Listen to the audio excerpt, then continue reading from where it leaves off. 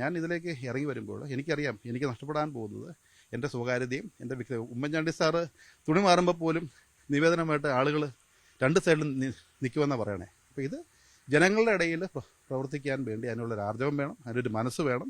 അപ്പോൾ ഇതൊരു കുടുംബ രാഷ്ട്രീയം എന്നൊക്കെ പറയുന്നത് അതിനെ വില കുറച്ച് കാണലാണ്. അങ്ങനെ ഒരു കാര്യം അഭിപ്രായം വരേണ്ട കാര്യമില്ല. ജനങ്ങളോടൊപ്പം നിന്ന് പ്രവർത്തിക്കാനും അവരുടെ പ്രശ്നങ്ങൾ ഇടപെടാനും അത് പരിഹരിക്കാനുമുള്ള മനസ്സുണ്ടെങ്കിലും അതിനുള്ള കഴിവുണ്ടെങ്കിലും ആരാണെങ്കിലും രാഷ്ട്രീയത്തിൽ വരണമെന്നാണ് എൻ്റെ വ്യക്തിപരമായ അഭിപ്രായം. കേരള കോൺഗ്രസുകളുടെ പരസ്പരമുള്ള ഉരച്ചുനോക്കൽ കൂടിയാകില്ലേ ഈ തെരഞ്ഞെടുപ്പ്? അങ്ങനെയാണെങ്കിൽ അതിൽ ജോസ് കെ മാണി പറയുന്നത് ഞങ്ങൾ ജയിക്കും എന്നുള്ളതാണ്. കേരള കോൺഗ്രസ് മാണിയാണ് യഥാർത്ഥ കേരള കോൺഗ്രസ് എന്ന്. യഥാർത്ഥ കേരള കോൺഗ്രസ് പറയുന്നത് പി ജെ ജോസഫ് നയിക്കുന്ന ബ്രാക്കറ്റില്ലാത്ത കേരള കോൺഗ്രസ്സാണ്. 1964 ഒക്ടോബർ മാസം രൂപം കൊണ്ട മന്നത്ത് പത്മനാഭൻ തിരി തെളിച്ച് രൂപം കൊടുത്ത പാർട്ടി.